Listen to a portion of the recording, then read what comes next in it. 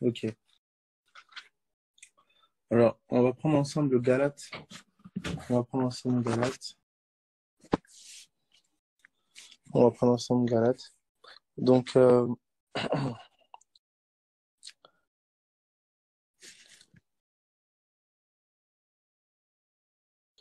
Galates, chapitre 1er.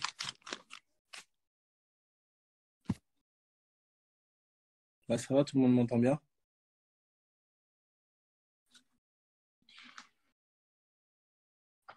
Ok. Donc, Galates, chapitre 1er.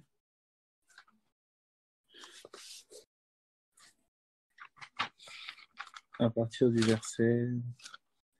Pila pam pam. Galates 1, à partir du verset... Ok. À partir du verset 11. Galates 1, 11. Donc, je mets vraiment l'accent sur Galates 1, 11 ici. Et puis le reste des versets.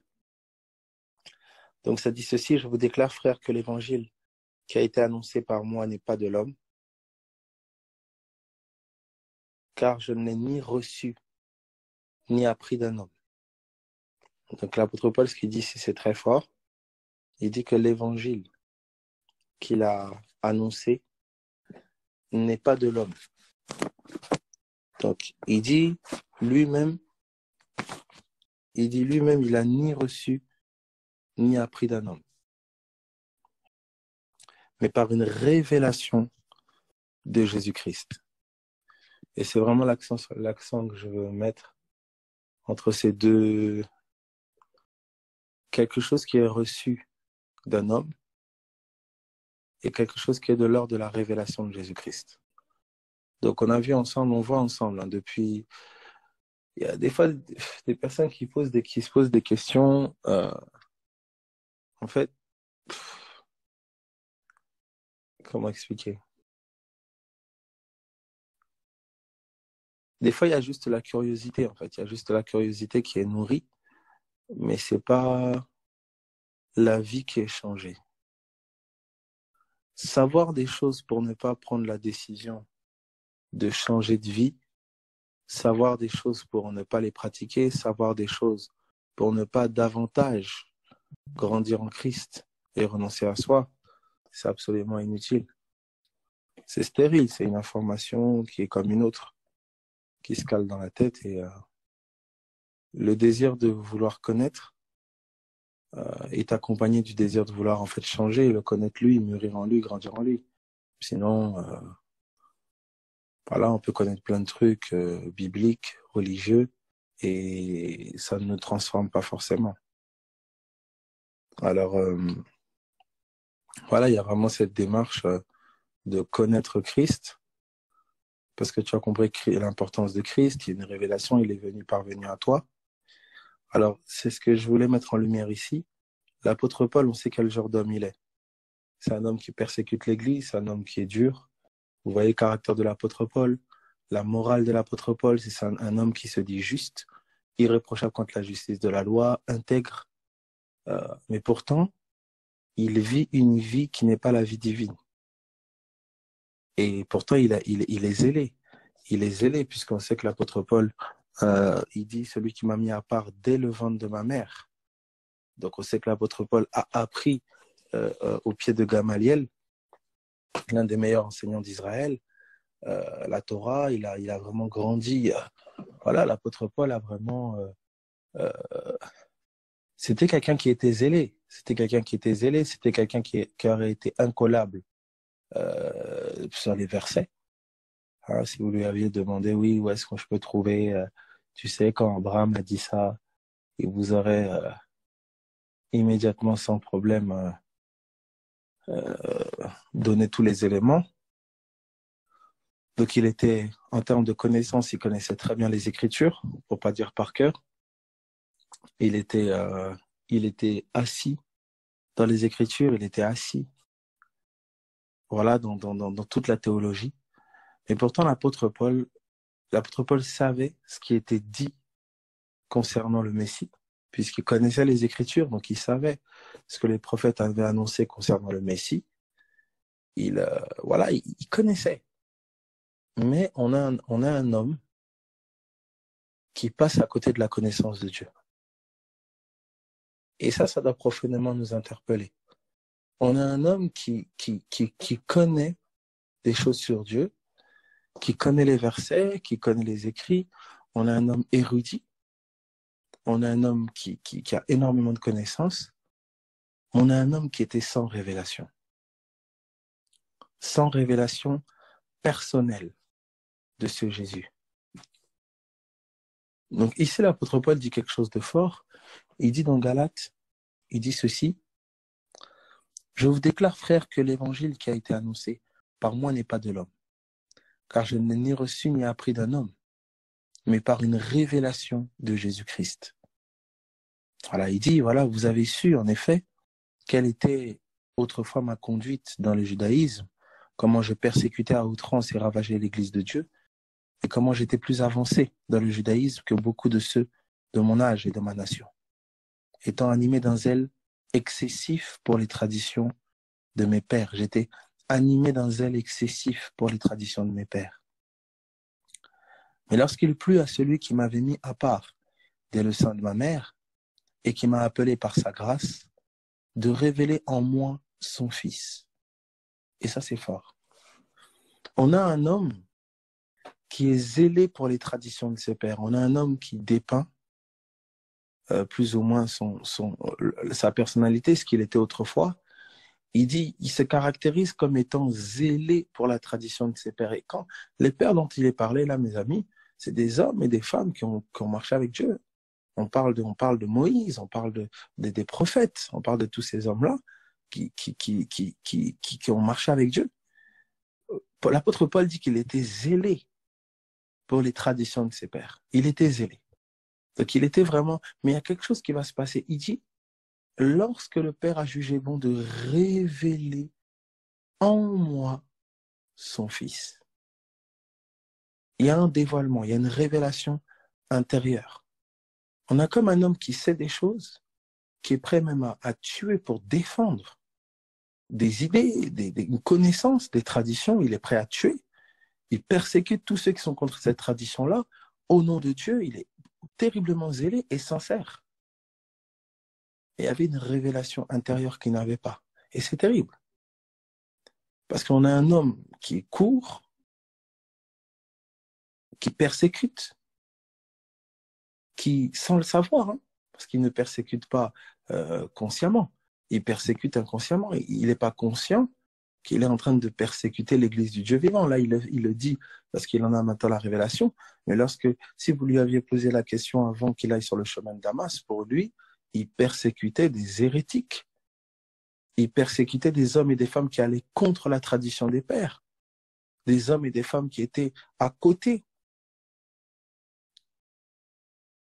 Et là, l'apôtre Paul dit quelque chose de fort. Il dit, lorsque le Père a jugé bon de révéler en moi son Fils. C'est-à-dire de me faire connaître son Fils du dedans, à l'intérieur. Il a une révélation intérieure. Et regardez, il dit ceci. Il dit, mais lorsqu'il plut à celui qui m'avait mis à part dès le sein de ma mère et qui m'a appelé par sa grâce, de révéler en moi son Fils, afin que je l'annonce parmi les païens. Donc l'annonce, le message, était lié à une révélation du Fils en Paul. L'annonce ne peut pas aller au-delà de la révélation. L'annonce vivante, une annonce vivante ne peut pas aller au-delà du dévoilement intérieur. Alors vous avez bizarrement cet homme-là qui était persécuteur de l'Église, calé dans la doctrine, calé dans les versets. Soudain, lorsque cet homme a cette révélation intérieure de Jésus, soudain, quand vous lisez toutes les épîtres de cet homme, quand vous écoutez le message de cet homme, tous ces messages, c'est que Jésus. C'est que Jésus. Ça veut dire que tu le veuilles ou pas, la révélation intérieure va déterminer ton annonce. Ça veut dire que, en fait, c'est de l'abondance du cœur que la bouche parle. On avait un Paul qui était persécuteur. On avait un Paul qui était meurtrier. On avait un Paul qui était zélé. Et mes amis, nous avons été comme ça. Et nous le sommes encore peut-être à une certaine mesure. Ou parfois, on est plus zélé pour les traditions de nos pères. Mes amis, zélé pour les traditions de nos pères, pères qui ont marché avec Dieu. Défenseurs fervents de ces traditions. Mais peut-être à côté d'une authentique révélation du Fils. Et ça nous appelle peut-être à la repentance. Ça nous appelle peut-être à nous dire, Seigneur, mais ok, j'ai entendu dire ça de toi, les pères ont dit ça, les pères ont dit, ok, mais toi en moi, illumine les yeux de mon cœur, révèle-toi à moi. Parce que ce que un tel ou un tel a dit dans la tempête, ça ne demeurera pas si ce n'est pas révélé au-dedans de moi.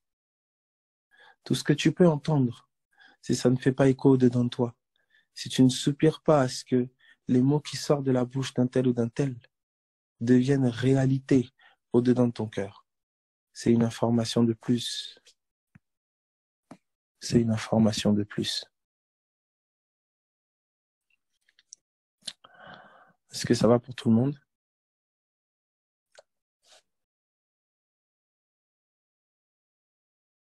Ok. Alors, comme je disais, on voit un apôtre ici qui va annoncer un message qui était dû à une révélation intérieure. Intérieure du Christ, intérieure du Fils. Alors, c'est là maintenant, on va aller ensemble dans le contenu. On va aller ensemble dans le contenu et on va commencer par le livre d'Éphésiens et on ira dans le livre de Colossiens. Alors, j'étais en train de prier et dans la journée, voilà, bref, j'étais un petit temps avec le Seigneur et la pensée qui était insistante, qui montait à mon cœur, c'est si seulement vous pouviez réellement croire un dixième de ce que vous dites. Et ça, la parole a été comme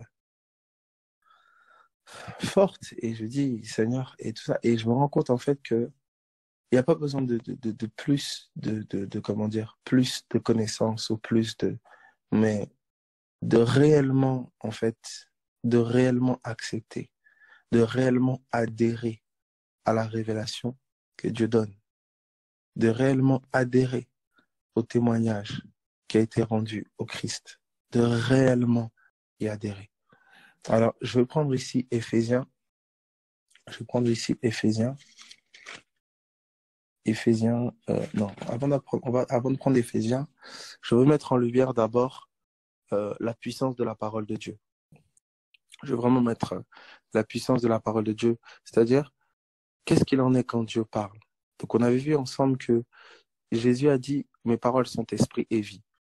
Donc, j'ai mis en lumière quelques exemples. Vous avez vu que Jésus dit à Lazare, Lazare sort. Et Lazare sort du tombeau. Vous comprenez que Lazare était mort. Lazare était mort. Donc, lorsque Jésus parle, il ne s'adresse pas à l'enveloppe corporelle de Lazare, là où il y avait ses oreilles, son ouïe, tout ça, non. Il s'adresse à l'être de Lazare. Il s'adresse à l'âme de Lazare. Et il dit, Lazare sort. Ensuite, on peut penser que c'est que dans ce cas-là que Jésus parle. Mais en fait, non. À chaque fois que Jésus, la majeure partie du temps quand Jésus parlait, il parlait à notre être. Il parlait à l'âme. En fait, il parlait pas sur le plan, comment dire, le plan intellect était secondaire. Il parlait sur un plan spirituel. Mais quand je dis un plan spirituel, je veux vraiment être explicite par rapport à ça. Vous avez Jésus qui s'adresse à la belle-mère de Pierre qui avait de la fièvre, comme vous le savez. Jésus va menacer la fièvre. Il va parler à la fièvre. Jésus va parler à la fièvre. Il va menacer la fièvre. Vous avez Jésus qui se tient devant le figuier. Jésus va parler au figuier, comme vous le savez. et il va mal parler du figuier, il va maudire le figuier va sécher, voilà, comme vous connaissez l'histoire. Vous allez avoir Jésus qui est dans la tempête avec les disciples. Et il y a une tempête qui se lève et Jésus parle à la tempête en lui disant « Silence, tais-toi » et il menace la tempête. Et la tempête se tait. En fait, on remarque un maître qui s'adresse aux choses, qui commande à tout ce qui est vie. Il exerce une domination. Et le témoignage qui est rendu de la part de religieux de l'époque, le témoignage qui est rendu, c'est « Mais cet homme, il parle comme ayant autorité. Il ne parle pas comme nos pharisiens. Il ne parle pas comme nos enseignants à nous, nos maîtres à nous, non. Il parle comme ayant autorité. » Et il y a quelque chose de fort là. Alors, lorsque Jésus va appeler Matthieu, il va dire à Matthieu, écoutez attentivement vraiment cela, que tu aies de l'assurance, que tu comprennes pourquoi ce qui a commencé en toi, l'œuvre qu'il a commencé en toi, il va l'achever. Parce que cette œuvre se fait par sa parole. Et tu vas comprendre comment l'œuvre qu'il a commencé va s'achever. Lorsqu'il parle à Matthieu, il dit « Suis-moi ». Matthieu laisse ses affaires et il le suit. Et il le suit. Vous avez dans Luc 5 aussi, je pense, il parle à Pierre. Pierre a pêché toute la nuit sans rien prendre. Sans rien prendre. Jésus lui dit « Jette le filet ». Et Pierre s'interroge, il dit « Mais j'ai pêché toute la nuit. » Mais il dit cependant « Mets sur ta parole, je jette le filet ». Il a fait une pêche qu'il n'a jamais vue. Qu'est-ce que je veux mettre en lumière là? Je veux mettre en lumière le fait que quand Jésus s'adressait à un être, en fait, quand Jésus parlait, il s'adressait au plus profond de l'être de quelqu'un.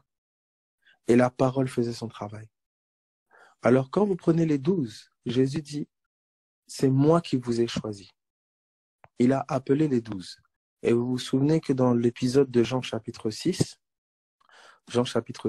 comme on a peu de temps, je suis en train d'aller assez rapidement. Dans Jean chapitre 6, vous verrez, c'est dans cet épisode-là, où vous avez les 70 disciples de Jésus. Et qu'est-ce qui se passe? Vous allez voir que 60 disciples vont partir. Parce qu'ils vont dire, mais cette parole est trop dure. C'est la réponse qu'ils vont dire à Jésus. Et il en reste 12 qui sont là. Et c'est très fort ce qui se passe parce que ces 12-là vont dire au maître, où irions-nous? Où irions-nous? Car c'est toi qui as les paroles de la vie, dit nous avons connu que tu es le Christ. Et quand vous remarquez ça, vous allez voir que quand Jésus va parler à Pierre dans Matthieu chapitre 16, quand Pierre va dire tu es le Christ, le Fils du Dieu vivant, il va lui dire ce n'est ni la chair ni le sang qui t'ont révélé ça, c'est mon Père qui est dans les cieux. C'est-à-dire que quand les disciples disent nous avons connu que tu es le Christ, c'est une révélation de l'Esprit. C'est une révélation du ciel. Tu as les paroles de la vie. Jésus les avait appelées. Suis-moi. Donc, où est-ce que l'âme pouvait aller ailleurs? Quand la parole de Dieu s'adresse à toi, quand elle est vivante, elle s'adresse à ton cœur. Cette parole est esprit et vie. Elle va produire en toi le vouloir et le faire. Ils ne se voyaient pas aller ailleurs parce que la parole s'était adressée à eux. Ils ne se voyaient pas suivre quelqu'un d'autre parce que le ciel leur avait révélé qu'il était le Christ, le Fils du Dieu vivant. Ta marche avec le Seigneur dépend de sa parole. Ta marche avec lui dépend de la révélation de sa parole qui est esprit et vie, et de son identité, de qui il est. Tu as les paroles de la vie. Nous avons connu que tu es le Christ. Tu as les paroles de la vie et nous avons connu que tu es le Christ. Ta marche, ta persistance, ton cheminement avec lui dépend de la révélation, de la place que tu accordes à ses paroles et de la révélation de qui il est. C'est là. C'est là. Écoute, au nom de Jésus-Christ de Nazareth, qu'il y ait une faim en toi de la parole de Dieu. Qu'il y ait une faim en toi de la parole de Dieu. Que tout ce qui en toi résiste à la parole de Dieu puisse s'incliner, puisse être renversé. Et que la parole de Dieu prenne place dans ton cœur. Toute perception, toute conception que tu as de la parole de Dieu qui est fausse, conception théologique, conception traditionnelle, qui t'a fatigué et parfois même saoulé, qui t'empêche parfois même peut-être d'aller à l'écriture, peut-être lire plein d'autres bouquins, alors que c'est l'écriture qui est censée être dévoilée pour que ton âme puisse être nourrie, au nom de Jésus-Christ de Nazareth, que toutes ces forteresses-là soient renversées, que toutes ces forteresses soient renversées en toi, que la parole de Dieu prenne vie en toi, qu'elle prenne pleinement place en toi, qu'elle s'illumine, que tu vois Jésus, à mesure que tu entends la parole, à mesure que tu liras les Écritures, que Jésus-Christ se révèle toujours davantage à toi. Alors, quand Jésus, c'est ça qui est magnifique, et j'aimerais vraiment vous le souligner, c'est-à-dire qu'au-delà de ton intellect, quand la parole de Dieu vient à toi, elle travaille. Elle travaille au-delà de ton intellect. Elle est comme une semence qui est en terre, et elle travaille au-delà de ton intellect, au-delà de ce que tu perçois. Elle travaille au-dedans de toi. Et ce qui est extraordinaire, on l'avait souligné hier, c'est que vous avez vu que Lazare était mort. Lazare était mort. Et cette jeune fille aussi était morte. Le figuier n'a pas d'oreille en soi. La mer n'a pas d'oreille en soi. Mais la parole de Dieu s'est adressée à ces éléments vivants et ils ont obéi. Je proclame au nom de Jésus que tout ce qui est vivant en toi obéit à la parole de Dieu. Que tout ce qui est vivant en toi obéit à la parole de Dieu. Tout ce qui se rebelle en toi, ton âme, les émotions qui se rebellent, les cellules qui se rebellent, qui peuvent produire, je ne sais pas moi, maladie ou cancer ou je ne sais. Tout ce qui refuse de se soumettre en toi se soumet au nom de Jésus-Christ de Nazareth. Tout se soumet au nom de Jésus. Tout est assujetti à la parole de Dieu. Tout se soumet à la parole de Dieu en toi. Alors, on a vu la création entière depuis le commencement. On a vu la tempête. On a vu les éléments, vraiment comme la tempête, le vent, etc., être soumis à la parole de Dieu. On a vu le figuier, un élément solide, un arbre, tout ce que vous voulez, hors saison, tout ça, se soumettre à la parole de Dieu. On a vu la fièvre se soumettre à la parole de Dieu. On a vu les démons se soumettre à la parole de Dieu. Alors, que rien en toi ne puisse résister. Rien en toi ne peut résister à la parole de Dieu. Écoute la parole de Dieu. Sois au contact de la parole de Dieu. Tout en toi est en train de se soumettre. Tout en toi est en train de se soumettre à la voix de Dieu. Tout en toi est en train de se soumettre à la parole de Dieu. Tu ne l'as peut-être pas conscience. De la même manière que quand Jésus a parlé au figuier, les racines d'abord ont commencé à se soumettre. Mais les disciples n'ont fait le constat que le lendemain. Ça veut dire que tu feras peut-être comme beaucoup ils veulent tellement voir, tellement sentir, tellement entendre, qu'ils font le constat trop tard. Mais celui qui croit fait un constat immédiat, parce que la parole de Dieu est vérité. Et rien ne peut résister à la parole. Rien ne peut faire obstacle à la parole de Dieu. La parole de Dieu ne peut pas être envoyée et revenir à Dieu sans avoir accompli ce pourquoi elle a été envoyée. Alors, et la parole, regardez ce qui est dit, il a été dit ceci, que tout genou fléchira et toute langue confessera que Jésus est Seigneur. Jésus est la parole. Il est dit que il a tout mis sous ses pieds. C'est-à-dire tout a été mis sous les pieds de la parole. Tout a été assujetti à la parole. À mesure que ton âme se remplit de la parole, à mesure que tu te remplis de la parole, le constat est celui-ci. Tout est assujetti à la parole. Tout a été mis sous les pieds de la parole. Le témoignage de Jésus-Christ. Alors Paul disait ceci, c'est pas par un homme que ça m'est venu, c'est par une révélation de Jésus-Christ. S'il y a quoi que ce soit encore en toi qui n'est pas soumis, dans ton corps, dans ton âme, s'il y a quoi que ce soit encore qui n'est pas soumis, Seigneur, illumine les yeux de nos cœurs. On a besoin d'une révélation que tu quittes de qui tu es toi au-dedans de nous. La domination a été donnée au Fils des hommes. Et toute la création attend avec un ardent désir la révélation des fils de Dieu. C'est-à-dire le Fils de Dieu qui est en toi, ton âme l'attend, ton corps l'attend. Là, les arbres, les poissons, la mer, les vents, les bactéries, les virus, tout élément vivant, toute la création attend avec un ardent désir la révélation des fils. Parce que les fils dévoilés, c'est un nouveau règne dévoilé. C'est un nouveau règne dévoilé. Alors lorsque Christ est venu, il est venu comme le premier. Venant comme le premier, il a dominé sur la tempête, il a dominé sur la fièvre, il a dominé sur la mort, il a dominé sur les arbres, dominé sur les poissons, dominé sur les bêtes sauvages. Il était avec les bêtes sauvages dans le désert. Il a dominé sur les bêtes sauvages. Il a dominé sur tout élément vivant, tel qu'il soit. On te dit que ce Jésus-Christ habite en toi. Attends-toi à sa domination. C'est pas la tienne, mais sa domination. Attends-toi à sa domination. Celui qui a parlé à la tempête s'est soumise, habite en toi. Celui qui a parlé à la fièvre s'est soumise, il habite en toi. Celui qui, d'un seul mot, a su faire qu'un homme ou une femme a pu quitter tout ce qui pouvait le retenir et le suivre, habite en toi. Celui qui, lorsqu'il parlait, les esprits pouvaient être soumis instantanément, le craindre même simplement à son arrivée. Celui-ci habite en toi. Habite en toi, accepte, dis oui et amen, accepte cela. Dis oui qu'il en soit ainsi. Accepte cela et tourne tes yeux vers lui. Tourne tes yeux vers lui, attends-toi à lui. Il n'a pas besoin de ton aide, il a besoin que tu lâches prise. Il n'a pas besoin de ton aide, il a besoin que tu renonces. Il n'a pas besoin de ton aide, il a besoin que tu fasses confiance au témoignage qui a été rendu de lui. Car souvenez-vous, on est sauvé par grâce, par le canal, le seul moyen, la seule voie, qui est la foi. Fais-moi confiance, il dit. La grâce t'a été faite.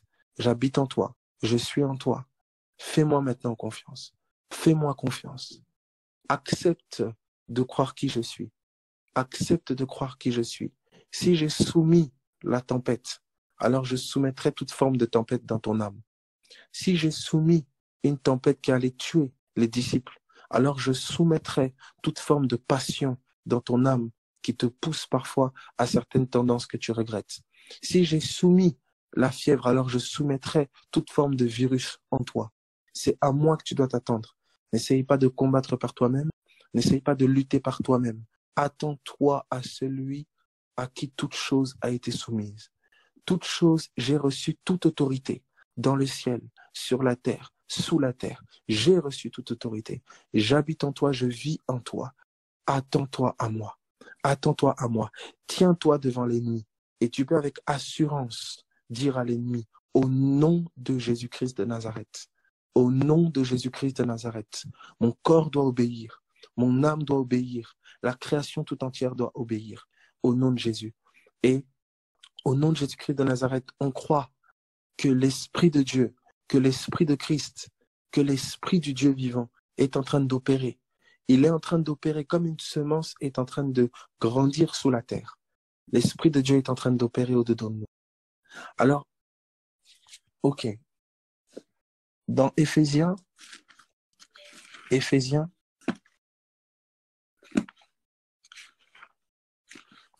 nous serons transformés, il est dit dans Jean, nous serons transformés à la même image une fois que nous l'aurons vu tel qu'il est. C'était ridicule de penser que de mettre un serpent d'airain sur une perche, on te dit regarde le serpent d'airain, et puis quand tu regardes le serpent d'airain, tu seras sauvé. C'est ridicule. Il suffit juste de le regarder et c'est bon, je suis sauvé. Oui. Tournez vos regards vers Jésus. Tournez vos regards vers Jésus. Alors je prends Éphésiens.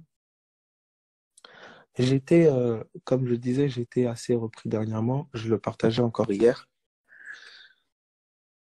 Je disais qu'il y a une mentalité qu'un fils n'a pas.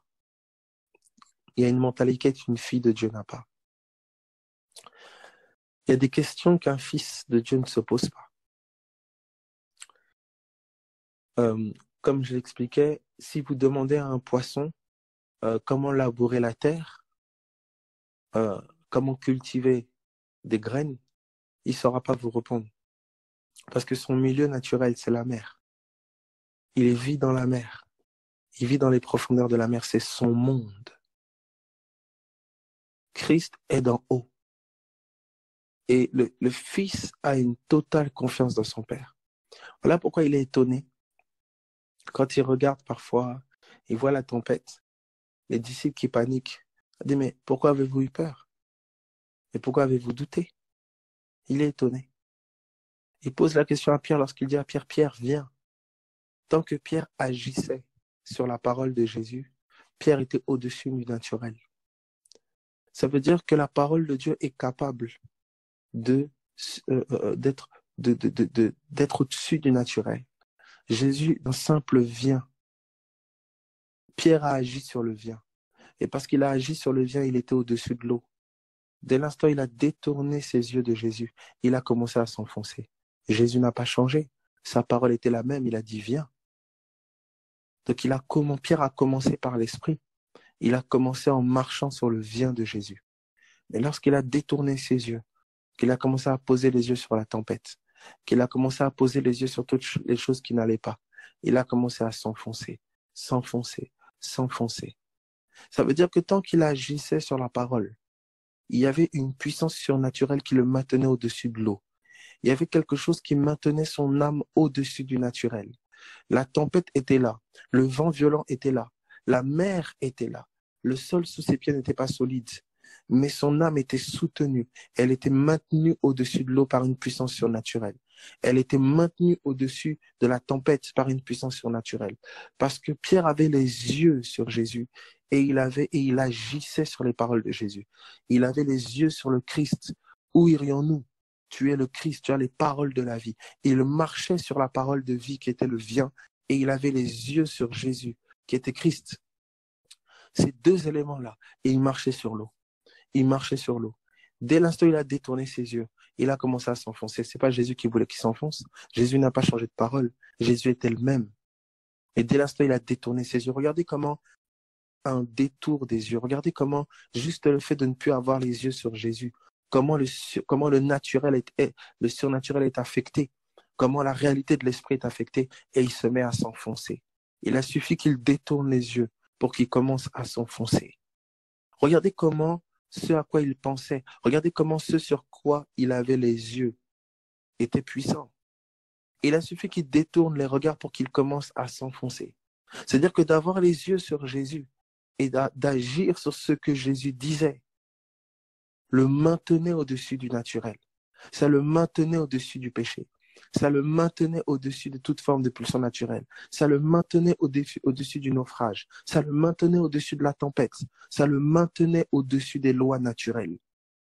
Et dès l'instant où il a détourné les yeux de Jésus, qu'il a commencé à poser les yeux sur la tempête, dès l'instant où ses pensées ont commencé à se détourner du Maître, la peur a pris place en lui. C'était plus l'assurance.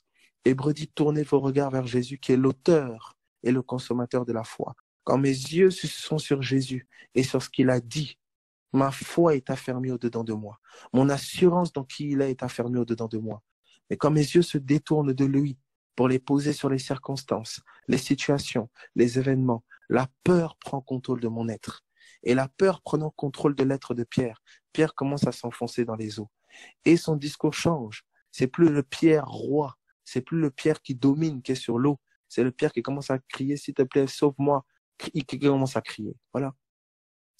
Même la manière de prier va être déterminée sur ce sur quoi tu as les yeux. Ça va être déterminé par ce sur quoi tu as les yeux, ce vers quoi tes yeux sont tournés. Lorsque tes yeux sont tournés vers Jésus, lorsque tes yeux sont tournés vers ce qu'il a dit, ce qu'il a fait, alors des actions de grâce montent de ton cœur. Des supplications pour la révélation de qui il est montent de ton cœur. Mais lorsque tes yeux se détournent de lui pour se poser sur les circonstances, alors des cris de toutes sortes, des murmures, de la colère montent dans le cœur. Ce sur quoi tu gardes les yeux est déterminant. C'est déterminant. Et ça, c'est pas de la philosophie. C'est pas de la connaissance des livres de je sais pas quoi, de ce qu'un tel a fait ou de ce qu'un tel a fait. Non. Ce sont tes yeux à toi, c'est ton cœur à toi. Vers quoi ton cœur est-il tourné? Est-ce que ton cœur est tourné vers Jésus? Est-ce que ton cœur est tourné vers sa parole? Est-ce que sa parole parle à ton cœur? Le témoignage de Christ est là. Alors, c'est ce que vous voyez ce qu'on relève donc avec Pierre, bien sûr. Donc, voilà, je navigue vraiment pour pouvoir brosser tous ces éléments-là comme on a peu de temps. Donc, vous voyez l'importance de ce sur quoi tu as les yeux, l'importance de ce vers quoi tu tournes tes pensées. Ce sur quoi tu as les pensées, ce sur quoi tu tournes les yeux, va prendre contrôle de ton être intérieur, va prendre contrôle de ton cœur. Voilà pourquoi lorsque Jésus avait les yeux sur son Père, il allait sur le chemin de Golgotha. Il a refusé toute parole qui n'était pas de la pensée de Dieu. Pierre dit, tu ne mourras pas, et dit, arrière de moi, Satan. Il était aveugle et sourd à tout ce qui n'était pas la parole de son Père. Parce que pour pouvoir être maintenu au-dessus du naturel, pour pouvoir être maintenu au-dessus des circonstances dramatiques qu'il était en train de traverser, afin que son être intérieur soit au-dessus, il fallait que ses yeux soient rivés sur la parole. Il fallait que ses yeux soient tournés que vers son papa. Voilà pourquoi vous l'entendez. Vous entendez une seule chose, une seule personne à qui il s'adresse quand il est sur la croix. Père, Père, pourquoi m'as-tu abandonné? Les yeux étaient tournés vers son Père. Les circonstances vont t'appeler à tourner les yeux vers elle. Les situations vont t'amener à tourner les yeux vers les gens. Trouver des gens coupables. Tu dis, c'est de sa faute si je suis comme ça. Moi, quand j'étais petit, si ma mère n'avait pas fait ça, je ne serais pas là aujourd'hui. Si mon père n'avait pas fait ceci, je ne serais pas là aujourd'hui. C'est-à-dire que Satan est spécialiste de trouver la faute dans les éléments naturels et charnels. Satan est spécialiste de trouver un bouc émissaire, un homme, une femme, quelqu'un, une circonstance. Mais le Fils, celui qui est d'en haut, n'est plus occupé à vouloir trouver quelqu'un à condamner ou à accuser. N'est plus occupé à vouloir garder une circonstance et juger la circonstance coupable. Parce que le Fils domine. Le Fils est roi. Le Fils n'est pas esclave des circonstances. Le Fils n'est pas esclave de ce qu'on lui a fait. Le Fils est esclave de ce que son Père a dit. Et parce que son Père a parlé, cela lui suffit. Le Fils a été abandonné par ses disciples et il ne les a pas accusés. Le Fils a été abandonné par la foule qu'il a béni et délivré et il ne les a pas accusés. Parce que le Fils ne s'attend qu'à son Père. Le Fils vit par les paroles de son Père. Voilà pourquoi il n'accuse pas l'autre. Voilà pourquoi il n'est pas occupé à trouver une circonstance ou une raison pour légitimer son incrédulité et ses peurs. Non, il est ancré dans la pensée de son Père. Il est ancré dans la parole de son Père. Il ne pense pas autrement que ce que son Père pense. Il ne parle pas autrement que ce que son Père parle. Il s'attend à son Père. C'est la mentalité du Fils. C'est la pensée du Fils. Je prie au nom de Jésus-Christ de Nazareth. Sois libéré de tout ce qu'on a pu te faire subir. Sois libéré de toute forme d'accusation, de toute forme de honte, de toute forme d'opprobre que tu as pu subir. Sois affranchi de tout acte qu'on a pu commettre envers toi qui font que ton cœur saigne encore ou qui a encore de l'amertume ou de la rancune. Que tu sois affranchi, tu es libre. Tu es libre parce que tu es dans. Tu es libre parce que tu es une fille d'en haut. Tu es libre parce que tu es un fils d'en haut. Tu n'es plus esclave de ces choses. Tu es libéré de cela. Que oui, toutes les promesses en Jésus-Christ sont oui et amen. Accepte cela. Jésus disait, ne savez-vous pas que tu es libre. Tu es libre de ça. Tu es libre de ça. Et toute muraille, tout géant qui essaye de te faire croire le contraire, tout géant qui essaye de te faire croire que Canaan ne t'appartient pas, tout géant qui essaye de te faire croire que ce que Dieu a dit est faux, va faire face à Jésus-Christ lui-même. Va faire face à Jésus-Christ lui-même. Dieu l'avait dit, je vais vous précéder, je vais renverser les géants, je vais renverser les forteresses. Lorsque vous prendrez possession du pays, ne dites pas que c'est à cause de votre propre justice. L'Esprit de Dieu est en train de renverser les forteresses qu'il y a dans ton âme. L'Esprit de Dieu va établir son règne en toi. Accepte seulement cela. Accepte seulement que celui qui t'a donné le pays te l'a donné gratuitement. Celui qui t'a donné, qui t'a fait les promesses, te les a faites gratuitement en Christ parce qu'il t'a aimé. Accepte que son règne s'étende en toi. Accepte que son règne s'étende dans ton âme, s'étend dans ton corps. Son règne s'étend dans ton âme. Son règne s'étend dans ton corps. Son règne prend place dans tes pensées. Toute pensée d'amertume, toute pensée de peur, toute pensée de colère, toute pensée de stress. La pensée de Christ vient dominer sur toutes ces pensées-là. parce que tes yeux sont tournés vers ton Père, parce que tes yeux sont tournés vers le Seigneur, alors les pensées de stress cessent, les pensées d'amour prennent place, et l'amour bannit la crainte.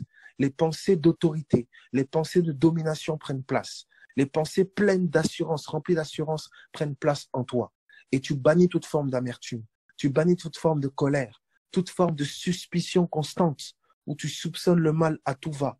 Tu n'as pas confiance, tu soupçonnes le mal à tout va. Tu as peur constamment, tu es stressé.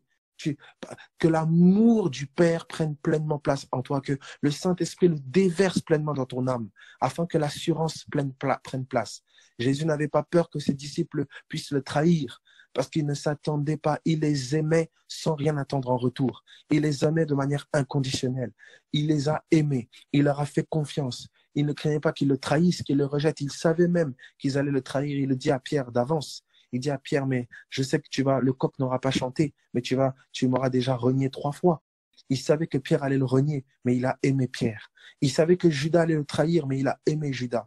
Que ton amour ne soit pas dicté par le comportement des gens, que ton amour soit au-dessus de l'offense, que ton amour soit au-dessus des imperfections des gens, que ton amour soit au-dessus. Je prie au nom de Jésus-Christ de Nazareth, je déclare vraiment sur nos vies, je déclare sur les âmes de chacun ici qui est qui entend cette voix. Ton âme est au-dessus. L'amour qui est en train de remplir ton âme, même pendant que je suis en train de parler là, est au-dessus. Ça veut dire que tu commences à voir des choses que tu as vécues. Tu commences à voir des choses que certains t'ont fait subir. Tu commences à être au-dessus. Tu te dis non, lui aussi était victime. Elle aussi était victime. Tu commences à être animé de la pensée de Jésus-Christ. Père, pardonne-leur parce qu'ils ne savent pas ce qu'ils font. Parce que l'amour de Dieu te sature. La joie de Dieu te sature. Tu ne veux plus être esclave d'autre chose que de la pensée de Christ. Tu ne veux plus être esclave d'autre chose que de l'amour de Jésus-Christ. Tu ne veux plus que rien d'autre règne en toi. Tu ne veux plus que autre chose puisse régner en toi, si ce n'est Christ et Christ seul. Tu veux que seule la pensée de Christ abonde dans toi. Cette mentalité-là, c'est pour ça qu'il t'appelle à la repentance. Il t'appelle à changer ta mentalité. Il t'appelle à te repentir, à changer ta mentalité, à renoncer à valider, donner du crédit aux œuvres et aux actions qui sont contraires à la pensée de Dieu. Tu dois accepter que penser comme tu penses est mauvais. Tu dois accepter que penser comme tu penses, ce n'est pas la pensée du Fils. Et si ce n'est pas la pensée du Fils, ne la légitime pas. Si ce n'est pas la pensée du Fils, ne l'accepte pas parce qu'elle est un poison pour ton âme. Elle te rend ennemi de Dieu dans tes pensées. Elle te donne de résister au Saint-Esprit, d'attrister le Saint-Esprit. Ne tolère pas une pensée qui est contraire à celle du Fils. Pense comme le Fils. Que les pensées qui étaient en Christ soient en toi, dominent en toi et règnent en toi au nom de Jésus-Christ de Nazareth.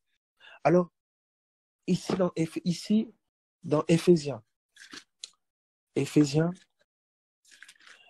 c'est terminé que les paroles des gens t'affectent plus que la parole de Dieu. Que la parole de Dieu t'affecte plus que la parole de tout homme. Que toute parole d'homme soit tenue pour mensonge et que la parole de Dieu soit seule vraie et réalité pour toi. Ce n'est pas normal que des paroles d'hommes puissent t'affecter, puissent te faire une dépression, une déprime, alors que Dieu a parlé te concernant toutes les meilleures paroles spirituelles qu'il pouvait parler. Pourquoi ton âme est plus attachée aux paroles des hommes, au dire des hommes? Oh, un tel a dit ça à l'autre, un tel a dit ceci à cela, et moi, il ne m'a pas dit ça. Moi, il m'a dit comment ton cœur est attaché et plus sensible à ce que les gens pensent de toi plutôt que ce que Dieu pense de toi. C'est cela. Oh, j'entends parfois, tu dis, oh non, moi, je m'en moque de ce que les gens pensent de moi, etc., etc. C'est pas vrai. Si tu te moquais de ce que les gens pensent de toi, tu ne te comporterais pas ainsi. Voilà la vie de quelqu'un qui se moquait de ce que les gens pensaient de lui, Jésus-Christ. Il était avec ses disciples, il marchait avec eux. Il savait que ses disciples allaient le trahir, il savait que les disciples allaient tourner le dos, mais il est resté le même. Parce que son âme n'était pas esclave de ce que les disciples pensaient de lui. Son âme n'était pas esclave du comportement que les disciples allaient avoir ou avaient ou n'avaient pas envers lui. Son âme était esclave du ciel. Il dit, le prince de ce monde n'a rien de lui en moi. Tu auras tendance à voir chez l'autre ce qui règne dans ton cœur. Tu auras tendance à voir chez l'autre ce qu'il y a dans ton propre cœur. La suspicion que tu vois chez l'autre, c'est parce que toi-même, tu es comme ça. Ah oui, la parole dit que de la même manière que ton visage là se reflète dans l'eau, le cœur de l'homme se reflète dans le cœur de l'homme. Ah oui, vous savez parfois, oh Seigneur, aide-nous, aide-nous. Comme ça qu'il a dit, Jésus a dit avec beaucoup de sagesse, avant de chercher à enlever le morceau de paille qui est dans l'œil de ton frère, cherche à enlever la poutre qui est dans ton œil. Ça veut dire que plus tu t'approches de Dieu, plus tu commences à t'approcher de Dieu, plus tu te rends compte en fait que les gens ne sont pas un problème. Les circonstances ne sont pas un problème. L'obscurité des ténèbres n'est pas le problème, mais c'est le manque de lumière en moi. Celui qui marche dans les ténèbres trébuche, Jean chapitre 11. Celui qui marche dans les ténèbres trébuche, pas parce que les ténèbres sont fortes, pas parce que les ténèbres sont grandes. Jésus a dit parce que la lumière n'est pas en lui. C'est d'une plus grande révélation de Christ dont tu as besoin. C'est d'un regard renouvelé. C'est d'une repentance authentique. C'est de la transparence en Christ. C'est d'une révélation nouvelle de sa personne, une pensée nouvelle de sa personne. Être prêt et disposé à renoncer à ma pensée, à renoncer à ma manière de faire, à renoncer plus à qui je suis. Renoncer à qui je suis pour embrasser ce que lui est. Il est lumière, je suis lumière. Il est amour, je suis amour. Il est pardon, je suis pardon. Il est tout en tous, je suis tout en tous. Que plus rien hors de Christ ne domine sur toi. Au nom de Jésus-Christ de Nazareth, je le décrète et je le proclame. Au nom de Jésus, toute influence, toute forme de ténèbres, telle qu'elle soit, qui nous influence de près ou de loin, je proclame au nom de Jésus-Christ de Nazareth que vous n'avez aucun pouvoir sur les vies. Jésus-Christ est Seigneur, je proclame le règne de Dieu. Je proclame la pensée de Dieu sur le cœur de tout homme là, au nom de Jésus-Christ de Nazareth. Je le proclame, je le décrète. Toute chose qui est rebelle à la parole de Dieu, dans ton âme, dans ton corps, dans tes pensées, ou autre, dans le nom de Jésus-Christ de Nazareth, je commande que ces choses-là se soumettent immédiatement au nom de Jésus-Christ de Nazareth. Que plus rien ne résiste en toi, que toute forme d'obstacle, que toute forme de mur, que toute forme de raisonnement biaisé ou faux qui résiste à la connaissance de Christ, qui résiste à qui est Christ en toi, qui résiste à une authentique révélation de Christ, au nom de Jésus-Christ, que ces choses tombent. Que tes yeux s'ouvrent sur qui est Christ en toi. Que toute pensée qui a été mise en toi, que toute blessure qui réside encore au niveau de ton cœur, que toute mentalité mensongère qui te donne de voir tout le monde comme mauvais, qui te donne de te voir toi-même d'une certaine manière qui est complètement fausse, qu'elle soit bonne ou mauvaise. Il y a des personnes qui ont une trop haute opinion d'eux-mêmes. Et il y a des personnes qui ont des opinions d'eux-mêmes complètement dramatiques. Au nom de Jésus-Christ de Nazareth, que toi qui as une opinion trop haute de toi, que toi qui as une opinion trop basse de toi, je prie au nom de Jésus-Christ de Nazareth que tu n'aies plus d'opinion, qu'elle soit bonne ou mauvaise, que tu aies l'opinion de Christ. Parce que c'est Christ qui vient en toi. Soucie-toi de qui est Christ. Soucie-toi de l'opinion concernant Christ. Le ciel se soucie de Christ. Le ciel a les yeux sur Christ. Christ est le diamant des cieux. Il est le chéri des cieux. Il est la sagesse d'en haut. Tout le ciel est régi par lui. Et Christ habite en toi. Alors soucie-toi de lui maintenant. Aie l'opinion sur lui maintenant. Peu m'importe ce qu'on peut penser de toi. Paul disait ceci, je veux rien savoir d'autre parmi vous que Christ et Christ crucifié. Peu importe comment on me traite, peu importe comment on me regarde, peu importe comment on parle à mon sujet, cela m'importe peu. Christ est ma vie. Christ est ma joie, Christ est mon identité, Christ est ma paix. Je suis honoré en lui, je suis aimé en lui, je suis connecté au ciel en lui. Peu importe ce que les hommes me feront, qu'en Christ, j'ai la paix. Qu'en Christ, j'ai la liberté. Qu'en Christ, j'ai la consolation. Peu importe la captivité dans laquelle je peux me trouver, que Christ soit ma liberté. Seigneur, que mes yeux s'ouvrent sur toi et que mes yeux s'ouvrent sur ma liberté en toi. Bien qu'autour de moi, c'est la captivité. Que mes yeux s'ouvrent sur ma guérison en toi, bien que mon corps est souffrant et malade. Que mes yeux s'ouvrent sur ma délivrance en toi, bien que la captivité puisse parfois régner dans mon corps ou autour de moi.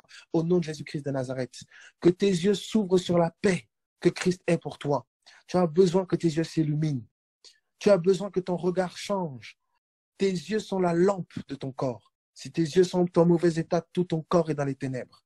Si tes yeux sont en bon état, tout ton corps est éclairé, tout ton corps est dans la lumière, tout ton être est éclairé. Tu as besoin que tes yeux s'ouvrent. Tu as besoin que les yeux de ton cœur s'illuminent. Tu as longtemps regardé avec les yeux de ta tête, les oreilles de ton cerveau, tes mains, tes sens, tes scientifiques, oui, tes preuves et toutes ces choses. Non, Il est temps que les yeux de ton cœur s'ouvrent. Il est temps que tu perçoives la vérité authentique avec ton cœur. Et quand je parle de cœur, je ne parle pas d'émotions et de sentiments. Parce que les émotions et les sentiments, c'est instable. Aujourd'hui, ça dit oui, oui, oui. Oh oui, j'aime Jésus, alléluia. Et à la prochaine épreuve qui arrive, j'aime plus Jésus. Oh, j'en ai marre, je suis fatigué. Et tu es en dents de scie. Non, non, non, non, non. Le sentiment qui vient d'en haut est stable. Il aime en tout temps. Il supporte en tout temps. Il excuse en tout temps. Il n'a pas d'ombre de variation. Non, il est stable. Quand ça vient d'en haut, c'est stable. Jésus n'a pas seulement aimé les disciples quand les disciples le suivaient. Jésus a aussi aimé les disciples quand les disciples l'ont trahi et abandonné. La preuve en est, c'est que lorsqu'il est ressuscité, il a recherché les disciples. Je prie que tu aies un amour stable envers ta femme. Je prie que tu aies un amour stable envers ton mari. Je prie que tu aies un amour stable envers tes enfants, envers tes amis. Je prie que tu sois le canal de l'amour authentique. Parce que l'amour stable, c'est Christ. Je prie que plus rien ne résiste à Christ au-dedans de toi. Il est temps que tu renonces à cette mentalité noire et obscure de la chair. Cette mentalité de l'ancien toi qui n'a plus de légitimité en toi. Parce que tu es fille maintenant de Dieu. Tu es fils de Dieu. Il y a des mentalités que tu ne peux plus accepter et tolérer en toi. Seigneur, j'ai du mal. J'ai du mal parce que c'est des choses qui sont en moi, ok, Dieu a vu que tu avais du mal. Dieu a vu que c'était des choses qui résistaient, qui combattaient en toi. Il dit, il y a une chose que je te demande. Dis oui et amen. Il ne peut pas dire oui à ta place. Il ne peut pas dire oui à ta place. Tant que tu veux ça, tu aimes ça, c'est ta manière de faire. Non, non, non, non. Oh, j'aimais un jour, quelqu'un me disait quelque chose. On ne sépare pas deux amis. C'est des ennemis qu'on sépare. Fais de ces choses-là ton ennemi. Ne tolère plus la colère. Ne tolère plus l'amertume. Aie cela. Refuse cela. Oh, mes frères, moi, je sens dans mon cœur, je ne le sens pas dans mon cœur. Écoute, c'est avec la parole d'abord. C'est avec la parole. Commence à le décréter. Commence à proclamer cela. Que ces choses n'ont plus droit d'avoir place en moi. Je refuse la colère dans mon être. Je refuse l'amertume. Je refuse cela. Je parle à mon âme. Mon âme loue l'Éternel. Mon âme, que l'amertume ne demeure plus en toi. Mon âme, que des louanges montent de toi, même au milieu de l'adversité. Quand le stress et la peur prennent place dans mon âme, je parle que mon âme, que soit sans crainte, que la parole de Dieu domine en toi. Voilà. Ne laisse plus autre chose dominer en toi. Tu deviens esclave. Tu deviens esclave. Après, tu cultives le mensonge. Tu cultives toute forme de fausses choses. Tu te caches derrière, je ne sais, tu te caches, tu te dissimules. Tu ne marches plus selon la voie du Christ. Tu ne marches plus selon la pensée de Christ. Tu es une fille d'en haut. Tu es un fils d'en haut. Tu es un fils de Dieu. Tu es une fille de Dieu. Lorsque tu marches, le ciel est avec toi. Lorsque tu marches, la création te regarde. Elle voit une fille de Dieu. Elle voit un fils de Dieu. Tu peux te cacher tu peux te cacher aux yeux des hommes. Tu peux te cacher aux yeux de ta famille. Tu peux te cacher aux yeux des groupes, aux yeux des gens ou je ne sais quoi. Mais le ciel a les yeux sur toi. Et le séjour des morts a les yeux sur toi. Tu ne peux plus être double. Tu ne peux plus dire là-bas c'est A, ici c'est B. Tu ne peux plus penser comme ça. Tu ne peux plus dire oh non, moi j'ai la haine des ténèbres, j'ai la haine du diable. Oh je veux pas que les ténèbres règnent dans ma famille. Oh que toutes les œuvres du diable soient détruites dans ma famille. Je veux que mon père soit sauvé. Je veux que mes sœurs soient sauvées, que les gens autour de moi soient touchés. Et puis tu entretiens les ténèbres dans ton cœur. Tu entretiens l'amertume dans ton cœur. Tu entretiens la colère dans ton cœur. Mais tu entretiens les œuvres du diable. Tu entretiens les œuvres de celui qui détruit ta famille. Tu entretiens les œuvres de celui qui détruit tout autour de toi. Celui qui a tué tes proches. Celui qui a mis le chaos dans ta famille. Celui qui a suscité le divorce. Celui qui a suscité l'alcoolisme. C'est à lui que tu serres la main. Que ton cœur soit, que la parole de Dieu règne en toi. Tu n'es plus esclave de cet individu. Tu n'es plus esclave de cet individu, même si ton être encore lutte avec des choses. Que ta bouche confesse Jésus-Christ. Paul était en prison, battu. Il était en prison, mais sa bouche chantait des louanges. Je prie au nom de Jésus-Christ de Nazareth. Écoute, c'est en croyant du cœur qu'on parvient à la justice et en confessant de la bouche qu'on parvient au salut. La parole est dans ton cœur et dans ta bouche. C'est là que ça commence. Même si ton corps dit le contraire, même si ton âme s'agite et qu'elle dit le contraire, que la parole qui est dans ton cœur puisse abonder de ta bouche. Qu'au milieu de l'adversité, ta bouche puisse chanter des louanges. Que la bouche soit le gouvernail de ton âme. Que lorsque les flots et les vents amèneront ton être à gauche, que le gouvernail aille à droite. Que ta parole parle les choses d'en haut. Oh, écoute-toi. Écoute-toi des fois parler. Écoute-toi comment tu parles de tes frères et de tes sœurs. Écoute-toi comment tu peux parler des gens. Écoute-toi comment tu parles de toi-même. Quelle sorte de parole? Écoute l'amertume. Écoute la suspicion. Écoute ces choses-là qui sortent de ton cœur et de ta bouche. Ce n'est pas la parole de Dieu. Un fils ne pense pas comme ça. Une fille de Dieu ne pense pas comme ça. Cette mentalité n'est même pas là en elle. Alors cette mentalité n'a pas lieu d'être en toi. Ce n'est pas en toi. Ton esprit est exactement comme Christ. Ton esprit est parfaitement comme Christ. Seigneur Dieu, regarde comment ton esprit est. Dans Éphésiens, on va le prendre, c'est Éphésiens finalement. Éphésiens chapitre 1er. Regarde comment ton esprit est. Éphésiens, voilà. Il dit ceci. Il dit, à partir du verset, Éphésiens chapitre 2, pardon. Ok. Éphésiens chapitre 2, on peut même prendre Éphésiens chapitre 1, c'est bien. À partir du verset 15. Éphésiens 1, 15. Éphésiens 1, 15. Il dit ceci.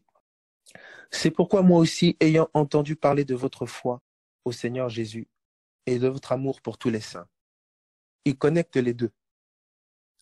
Tu ne peux pas parler de foi au Seigneur Jésus-Christ, de confiance au Seigneur Jésus, sans amour pour les saints. Ça n'existe pas. Les saints sont son corps. Tu te mens à toi-même en pensant que tu veux suivre Jésus, tu veux aimer Jésus, sans aimer son corps. C'est impossible. Jésus a dit, le verre d'eau que vous donnez à l'un de mes plus petits, c'est à moi que vous le donnez. C'est à moi que vous le donnez. Regardez ceci. Le corps de Christ a été meurtri. Le corps de Christ a été battu. Le corps de Christ a été blessé. Des hommes en ont pris soin. Et une femme a voulu déverser du parfum sur le corps de Christ. Un homme a soutenu Christ quand sa croix était trop lourde. Un autre homme est parti chercher Christ sur la croix pour le détacher et le mettre dans un tombeau. On a pris soin de son corps, alors qu'au-dedans, il était roi. C'est la même chose encore aujourd'hui. Christ Esprit règne, il est ressuscité, il est roi, mais son corps prend des coups. Son corps est parfois blessé, son corps est parfois souffrant. Comment tu traites son corps blessé? Comment tu traites son corps souffrant? Un corps blessé, c'est terrible. Regardez comment le système de défense qu'a un corps blessé. Quelqu'un t'a un peu mal parlé, quelqu'un t'a un peu mal ceci. Ton réflexe, c'est d'insulter le corps. Ton réflexe, c'est de critiquer le corps. Ton réflexe, c'est de rejeter le corps. Ça n'a pas de sens. Ça n'a pas de sens. Comment l'amour pour Jésus? Comment peux-tu dire aimer Dieu que tu ne vois pas si tu n'aimes pas ton frère que tu vois? Comment peux-tu dire aimer Jésus qui est invisible si tu n'aimes pas son corps là qui est visible? Ça n'a pas de sens. Ça n'a aucun sens. Ton amour, ta foi en Jésus-Christ, elle va se dévoiler, se révéler aussi dans ton amour pour le corps. C'est lié, c'est inséparable, c'est son corps. C'est son corps. C'est pas un corps. C'est pas un de ses corps, c'est son corps. Quand Paul persécute l'Église, Jésus se tient et il dit, pourquoi me persécutes-tu? La manière dont son corps est traité, j'ai insulté son corps, j'ai insulté Christ. J'ai critiqué son corps, j'ai critiqué Christ. J'ai dénigré, méprisé son corps, j'ai méprisé Christ. Je me suis mis en colère après son corps, je me suis mis en colère après Christ. Je n'ai pas tendu la main à son corps, je n'ai pas tendu la main à Christ. Les amis, que personne ne vous trompe. Servir Christ, c'est servir son corps. Aimer Christ, c'est aimer son corps. Supporter Christ, c'est supporter son corps. Être éduqué par Christ, c'est aussi être éduqué via son corps. C'est indissociable. Alors ici, il dit ceci dans Éphésiens. Il dit ceci dans Éphésiens. Il dit, c'est pourquoi moi aussi ayant entendu parler de votre foi. Donc, il a entendu parler de leur foi et de leur amour pour les saints. Il en a entendu parler. Il arrive au verset 16. Je ne cesse de rendre grâce pour vous. Je fais mention de vous dans mes prières. Il dit, afin que le Dieu de notre Seigneur Jésus, le Père de gloire, vous donne un esprit de sagesse et de révélation dans sa connaissance, qu'il illumine les yeux de votre cœur, pour que vous sachiez quelle est l'espérance qui s'attache à son appel? Quelle est la richesse de la gloire de son héritage qu'il réserve aux saints? Il y a un héritage qui est réservé pour les saints. Il y a un héritage auquel tu prends part en communion avec les saints. Il dit c'est le fruit d'une révélation. Ça veut dire que quand tu n'as pas la révélation, écoute, quand tu n'as pas la révélation, tu vas voir que le corps là, c'est une blague. C'est ton frère, c'est ta sœur du coin. Tu peux l'insulter comme tu veux quand ça te chante. Tu peux la jeter à la poubelle ou le jeter à la poubelle quand ça te chante. Écoute, quand tu as une révélation de Christ, tu commences à chérir son corps. Quand tes yeux commencent à s'ouvrir sur Jésus, son corps devient précieux pour toi. Ton cœur commence à battre pour son corps. Tu veux que son corps avance. Tu veux que son corps puisse grandir. C'est le souci que David a eu. Quand David était dans sa maison des cèdres, il dit non, l'arche ne peut pas rester comme ça. Il voulait construire une maison pour l'arche. En fait, il voulait construire le corps de l'arche. Il voulait construire le corps de Christ. C'est lié. Alors, qu'est-ce qui se passe concrètement? Le corps de Christ, il est là. C'est des humains. Ils vont te décevoir. Ils vont te blesser. Tu vas être trahi. Tu vas être incompris. Est-ce que Jésus a vécu cela? Bien sûr que oui. Est-ce que son corps a été blessé? Oui. Il a été fouetté par des Romains. Est-ce que son corps a gémi? Oui, son corps a gémi. Est-ce que son corps a été, moqué, etc., couronné d'épines? Tout ce que vous voulez, regardez ce que son corps a subi. Mais il est ressuscité. Il est ressuscité. J'aime l'apôtre Paul qui disait la mort agit en moi. La vie agit en vous. Plus tu vas grandir, plus la mort va agir en toi. Plus tu vas grandir, plus parfois tu vas être incompris. Plus tu vas grandir, plus parfois tu vas être rejeté. Et le bébé, comment il réagit? Il dit, mais moi, je te parle plus. Non, il m'a fait ça. Elle a dit comme ça. Il a dit comme, mais c'est fini. Non, le fils ne pense pas comme ça. Le fils trouve dans cette occasion une occasion d'aimer davantage. Le fils trouve dans cette occasion une occasion de grandir Christ. Écoutez, le fils et la fille de Dieu ne pensent plus comme un homme. Ils pensent comme Dieu.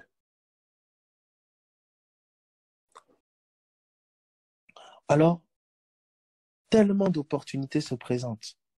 Et au lieu de les lire comme des opportunités pour grandir en lui, parce que notre focus n'est pas sur lui, ces opportunités deviennent des situations d'amertume, de colère, de rejet et toutes ces choses. Et puis c'est la même prière qu'on dit, Seigneur, révèle-toi à moi, révèle-toi à moi.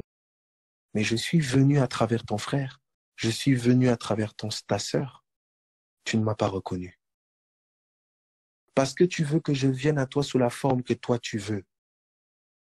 Les pharisiens aussi s'imaginaient la forme sous laquelle j'allais venir à eux. Et qu'est-ce qu'ils m'ont fait subir? Ils m'ont crucifié. Alors que j'étais la réponse à leur attente. Mais comme la réponse à leur attente n'est pas venue sous une forme qu'ils désiraient et attendaient, qu'est-ce qu'ils ont fait à la réponse? Ils l'ont crucifié. Alors, il continue, il dit ici dans Éphésiens.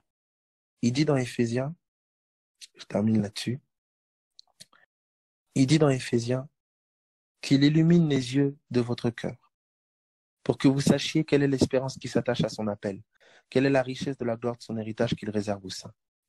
Il dit, et quelle est envers nous qui croyons l'infinie grandeur de sa puissance. Ça veut dire que il y a une infinie grandeur de sa puissance qui agit envers nous qui croyons. Cette puissance agit. Mais sans révélation, tu ne la vois pas agir. Tu as l'impression que rien ne se passe depuis que non, rien ne se passe. Non, cette puissance agit. Seigneur, illumine les yeux de mon cœur afin que je sache, afin que je connaisse l'infinie grandeur de ta puissance qui agit envers moi, qui croit en toi, moi qui te fais confiance. Pisteio ici. C'est le mot grec placer sa confiance. Afin que vous sachiez l'infinie grandeur de sa puissance qui agit envers nous, qui lui font confiance. C'est cette puissance-là, regardez ce qui est dit, cette puissance-là a été déployée en Christ. en le ressuscitant des morts et en le faisant asseoir à sa droite dans les lieux célestes. C'est cette puissance-là qui a pris Christ en bas et qui l'a placé à la droite. C'est cette puissance-là qui, tout ce qui en toi est mort, tout ce qui dans ton âme est encore du séjour des morts, pense encore comme le séjour des morts. Tout ce qui dans ton corps est encore l'œuvre du séjour des morts, la maladie, les démons, tout cela. Il dit c'est cette puissance-là qui a ressuscité Christ d'entre les morts et qui l'a assis à la droite de Dieu. Il dit si l'esprit de celui qui a ressuscité Christ d'entre les morts habite en vous, il va communiquer cette vie-là à votre corps mortel. Regardez ce qu'il dit. Tout ça là d'abord, il dit illumination. Illumine les yeux de mon cœur afin que je sache, que je connaisse. Nous sommes ignorants de ce qui se passe. Parce que les yeux ne sont pas tournés vers Jésus. Si seulement tu pouvais savoir l'œuvre extraordinaire qui se fait en toi. Si seulement tu pouvais savoir d'où le Seigneur est en train de te tirer, d'où le Seigneur t'a tiré, et en qui et en quoi il t'a positionné. Ton regard changerait, ton discours changerait. Tu ne chercherais plus à changer. Tu chercherais à croire que tu es changé, parce que tu l'es. Tu ne chercherais plus à être juste, mais tu chercherais maintenant à croire qu'il t'a donné sa justice. Que les yeux de ton cœur s'illuminent. Que les yeux de ton cœur s'illuminent. Je disais, tu ne chercherais plus à changer, mais tu chercherais à croire que tu es déjà changé. Tu ne chercherais plus à être juste, mais tu chercherais plutôt à croire qu'il t'a donné sa justice. En fait, vous remarquez que dans chaque formule, entre guillemets, dans l'une, il y a un combat de la foi. Mon combat, il est dans la foi.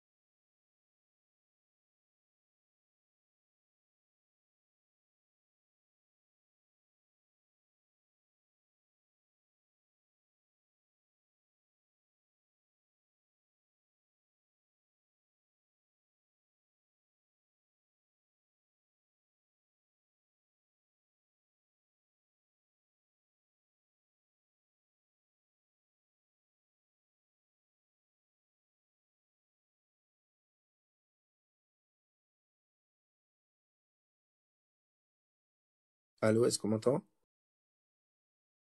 Bon, il y a eu un petit bug là. Est-ce que normalement ça devrait aller? Ok, donc je termine de toute façon 5 minutes. Donc je disais, je chercherai plus à être juste.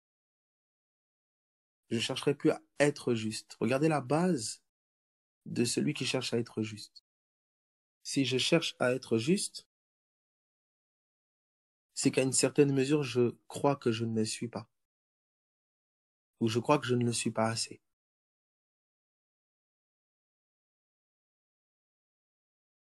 Mais je chercherai à croire que je le suis.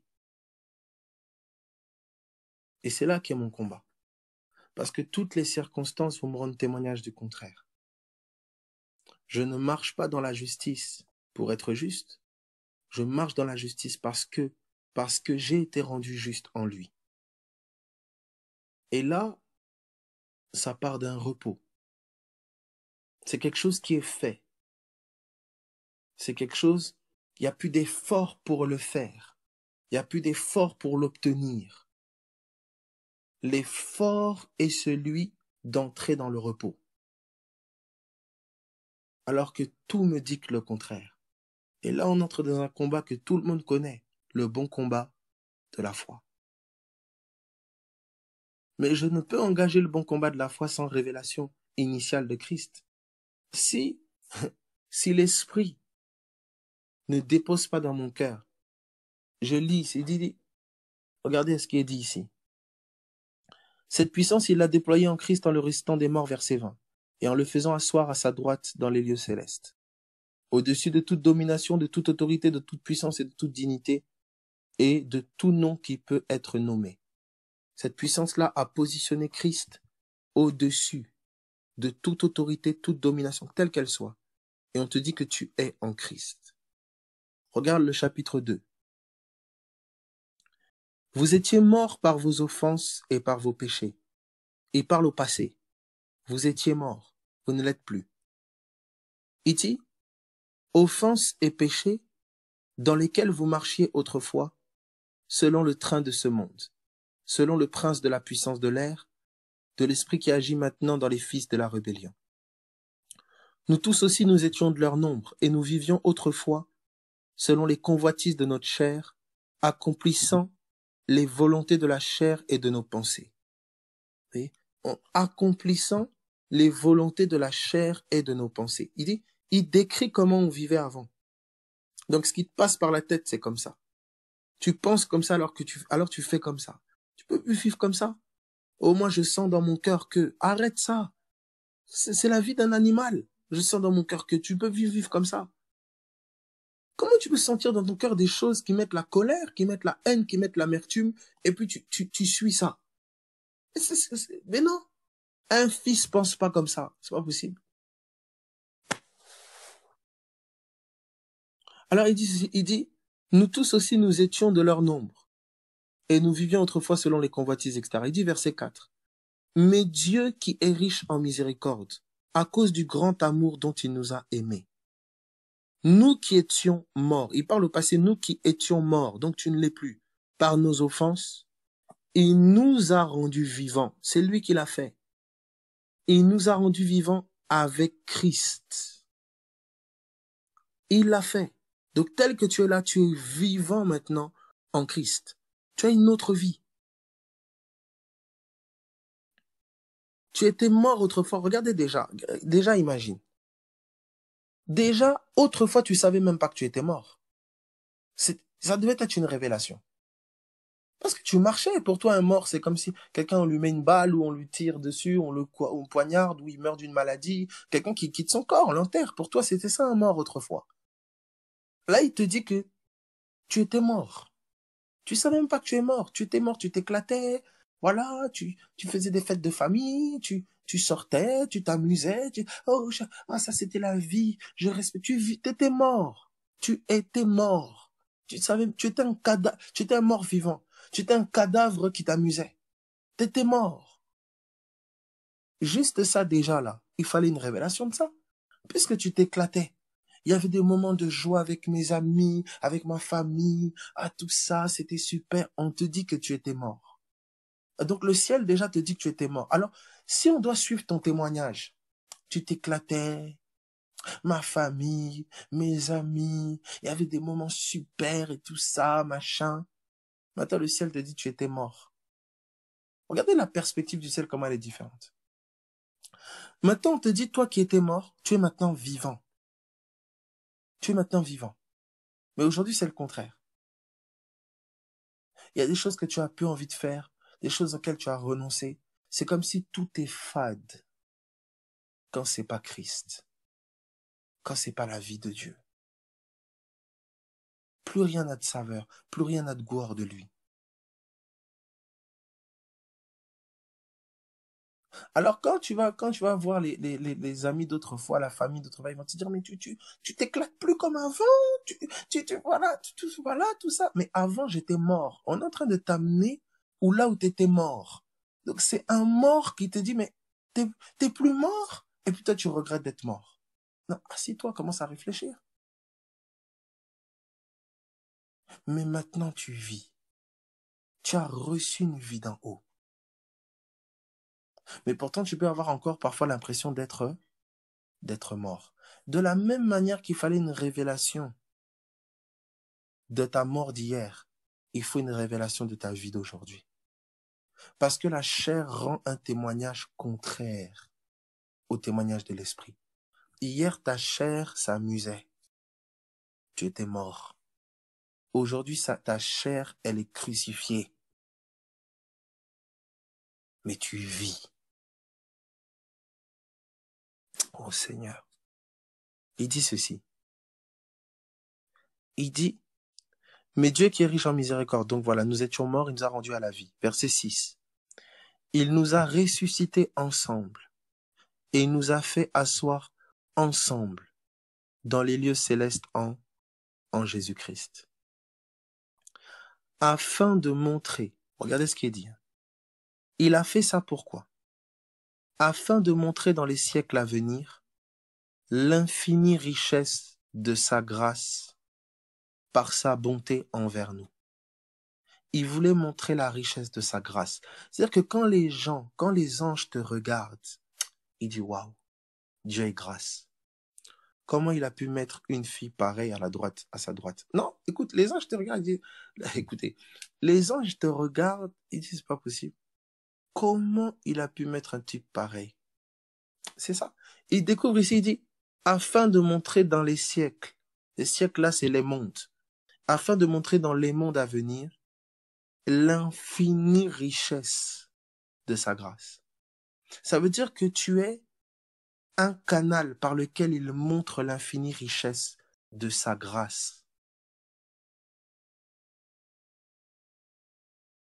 C'est-à-dire que quand on te regarde, on constate l'infinie richesse de sa grâce. Donc tu as été choisi pour montrer l'infinie richesse de sa grâce.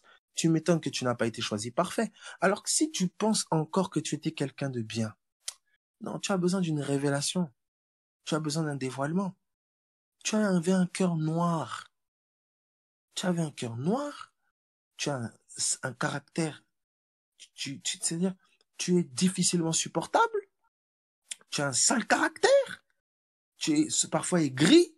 Tu es parfois vexé pour rien. Susceptible pour rien. Tu as des impressions, tout ça, qu'il n'y a que toi qui ressens ces impressions-là. Tu peux être lunatique. Tu peux avoir des pensées, t'énerver pour des pensées terre à terre. Tu es stressé pour parfois des pacotilles. Tu t'emportes parfois pour rien. Tu es vexé pour rien. Tu peux jusqu'à aller à t'en prendre, à t'énerver contre ton enfant. Que tu as, je sais pas combien d'années de plus que lui, donc plus d'expérience que lui, plus de sagesse que lui. Mais tu t'emportes comme si c'était la fin du monde. Écoute, des fois tu es une catastrophe. Mais dans son amour, il t'a aimé comme ça. Et lorsque les anges regardent, qu'est-ce qu'ils voient? Ils ne voient pas tes grandes capacités à toi parce qu'ils ont très vite constaté déjà qu'il n'y en avait pas. Ils ont constaté ton amour conditionnel. Ton amour, il change déjà du lundi au mercredi. Ils ont constaté ton instabilité émotionnelle. Les anges ont fait le constat déjà de tout ça. Ta joie sporadique qui varie en fonction des factures. Ils ont vu ta joie qui varie en fonction de ton compte bancaire, en fonction du nombre d'amis qui t'écrivent, en fonction des likes de Facebook. Donc, les anges ont déjà vu tout ça. Ils ont dit non. Mais ils te regardent assis à la droite du Père. C'est-à-dire que quand tous les êtres célestes, les anges, les hommes et tout autre te regardent, ils disent Dieu est grâce. Ils contemplent la miséricorde de Dieu. Parce que tu n'as pas compris ce qui s'est passé envers toi. Vous avez vu que dès le début, qu'est-ce qui se passe? Que Dieu illumine les yeux de ton cœur.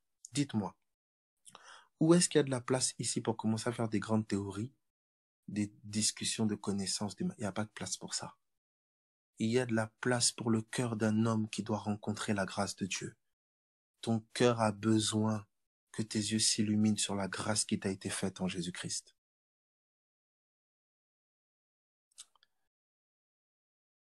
Il y a des problèmes de connexion. On m'entend pas bien?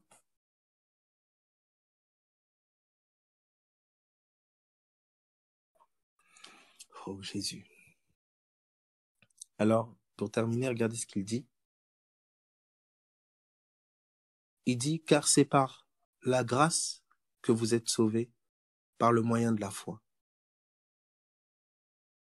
Et cela ne vient pas de vous, c'est le don de Dieu.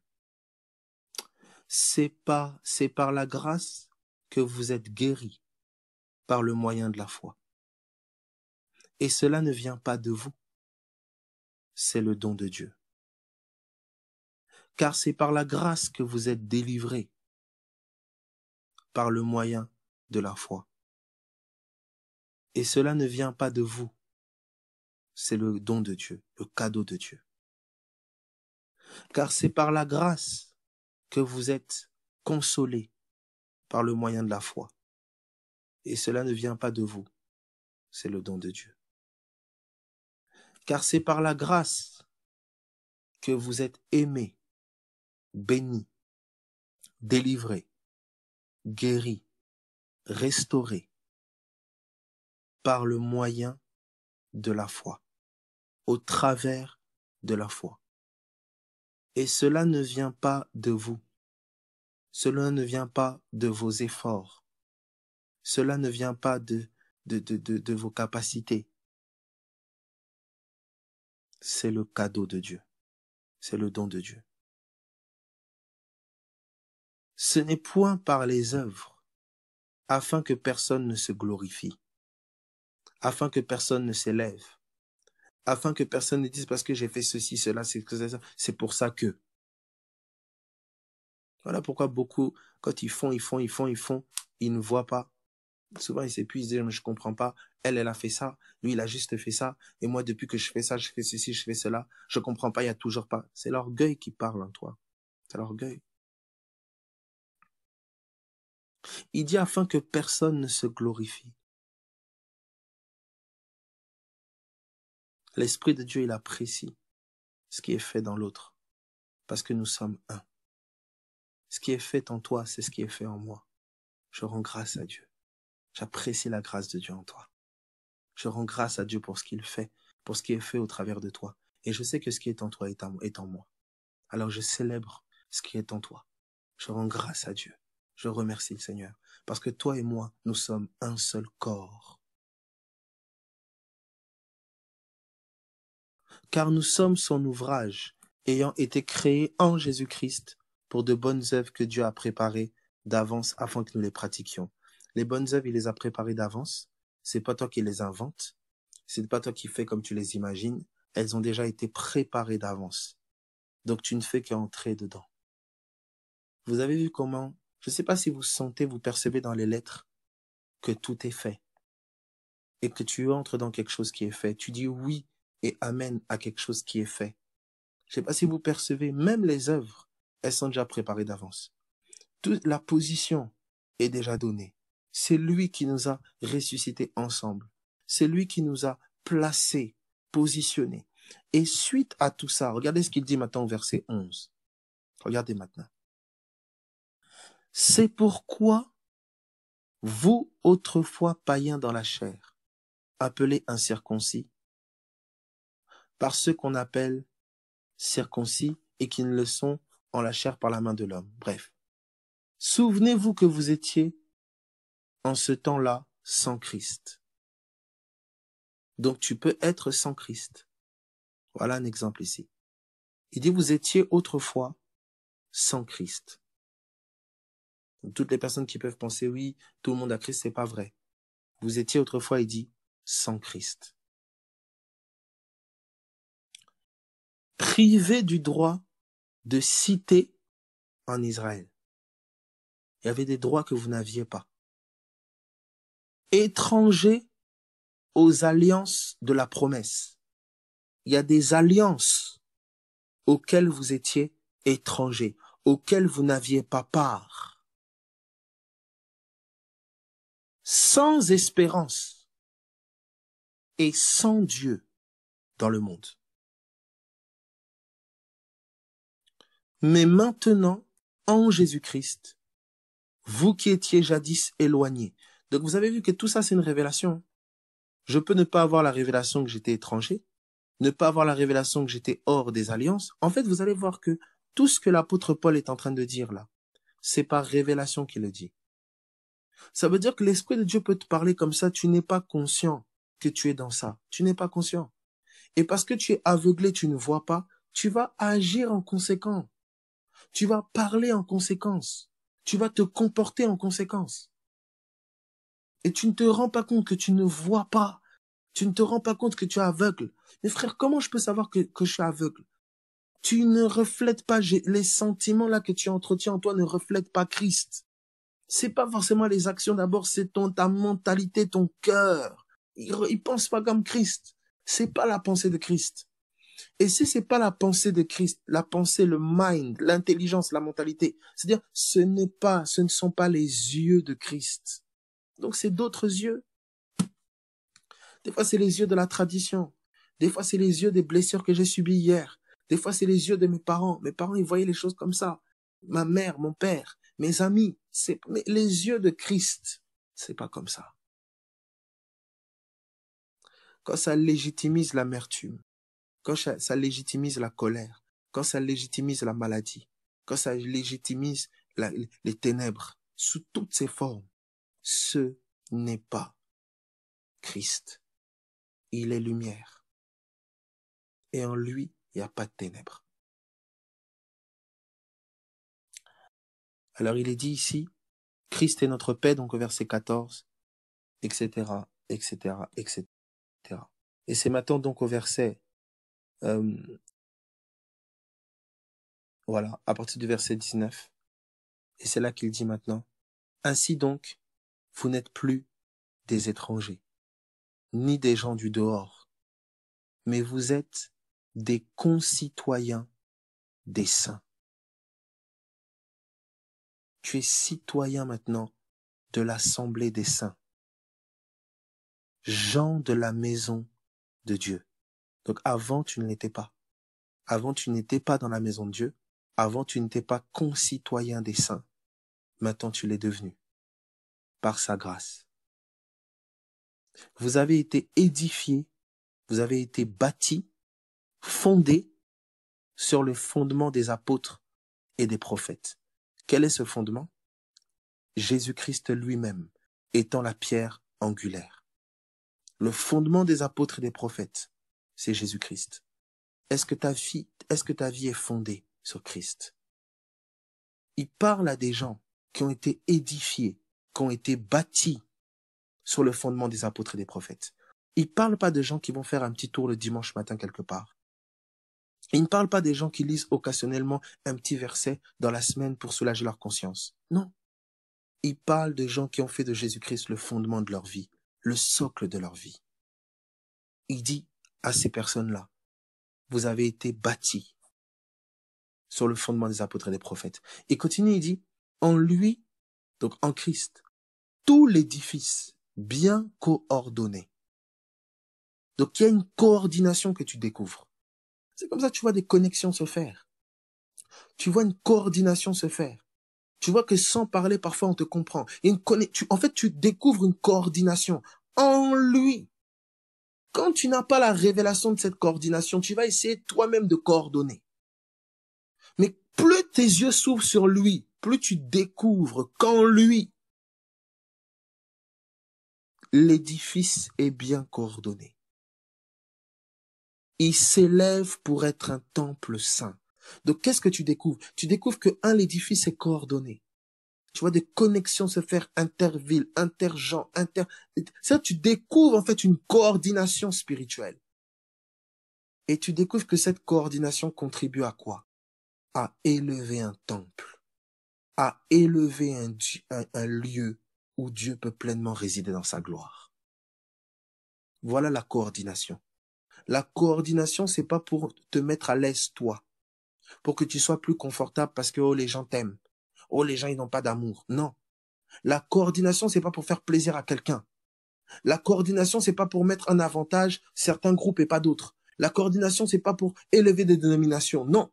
La coordination, elle contribue à élever un temple, à bâtir l'Église, quel que soit le sacrifice de l'un ou de l'autre. Parfois, la coordination, ça va te coûter à toi de t'humilier. Parfois, la coordination va t'élever. Parfois, la coordination va te sentir être incomprise ou incompris. Parfois, la coordination va t'honorer. Mais la coordination contribue à ce que le temple soit bâti. Qui est derrière cette coordination? Le Saint-Esprit. Et c'est comme ça qu'il dira maintenant au verset 22, « En lui, vous êtes aussi édifiés pour être une habitation de Dieu en esprit. » Alors, regardez, moi je sais pas. Comment tu peux, je sais pas, hein, comment tu peux écouter, il y a des gens qui arrivent encore à ça. Tu vas finir là, il y en a qui finissent Discord là tout de suite, après avoir écouté tout ça. Et puis tu vas critiquer, ou tu vas insulter, ou tu vas chercher des... Non. Quand tu entends la parole comme ça, écoute, va ruminer, va même aux toilettes. Non, je peux te donner des secrets. Va aux toilettes, tu t'assois, tu médites. Ah Seigneur, comment je peux entretenir ces sortes de pensées? Je sais que ces pensées, c'est pas toi, parce que ça produit en moi l'amertume, la colère, non. Illumine les yeux de mon cœur. Ton regard commence à changer sur ton mari. Tu dis, mais il se comporte comme ça et tout ça, c'est vrai que ça m'énerve, mais il y a une source, il y a quelque chose. Pourquoi ça m'a fait comme ça? Pourquoi ça me touche autant quand les gens font ça? Pourquoi ça me touche comme ça? Non. Le Fils n'est pas offensable. L'offense ne l'atteint pas. Parce qu'il est d'en haut. Comment toi ça t'atteint trop comme ça? Tu dois commencer. Ça c'est des points de méditation. Tu dois commencer à te poser. Ah Seigneur, Dieu va commencer à t'éclairer. Commence à t'illuminer. Regarde comment tu as habitué ton âme. Regarde comment tu as vécu pendant des années. Regarde ceci. Regarde cela. Il va commencer à t'illuminer. Il dit, ok, tu as compris que ça, c'est pas moi. Il dit, ok, donc si c'est pas moi, c'est pas toi. Alors dis, refuse seulement et laisse-moi me charger du reste. Et là, quand tu vas marcher, il va commencer à t'éclairer. Des fois, tu vas avoir des comportements, tu voudras réagir, parfois tu réagiras. Et la repentance te saisira. Parce que tu sauras de plus en plus que ça, ce n'est plus toi. Et il y en a, ils ont écouté là. Pour ceux qui ont enregistré. Pour d'autres, ah, c'était sympa. Ah, c'était cool. Et puis tu vas crier sur tes enfants, tu vas crier. Non, non, non, non, non. Non. S'il faut réécouter, réécoute. Si tu as capté que 5%, prends les 5%, rumine et médite dessus. Parce qu'il y a de grandes chances que Dieu t'ait parlé. Et Dieu ne parle pas en vain. Dieu ne parle pas en vain. Voilà. Mes amis, soyez bénis. Soyez vraiment fortifiés, encouragés. Que le Seigneur vous remplisse. Au nom de Jésus-Christ de Nazareth, je commande à toute maladie, je commande à tout esprit impur, toute influence telle qu'elle soit, au nom de Jésus. Je proclame sur les corps, soyez guéris, soyez complètement restaurés, âme, soyez complètement affranchis, soyez complètement libérés. Je commande à toute influence telle qu'elle soit, qui n'est pas l'influence de Dieu, de lâcher les vies au nom de Jésus-Christ de Nazareth. Je proclame le règne de Dieu, un règne total. Et ce qui a commencé va s'achever de manière parfaite au nom de Jésus-Christ de Nazareth. Rien ne pourra faire obstacle, rien ne pourra empêcher la parole de Dieu de prendre place dans les corps, dans les âmes, dans les vies, au nom de Jésus-Christ de Nazareth. Je proclame vraiment la paix dans les foyers. Je proclame la paix dans les familles. Je proclame la paix au niveau de ton entourage et autres au nom de Jésus-Christ de Nazareth. Je proclame la paix dans ton cœur au nom de Jésus-Christ de Nazareth. Merci Seigneur pour ta grâce. En tout cas, soyez bénis. Bon courage à tous. Amen, amen. Au revoir.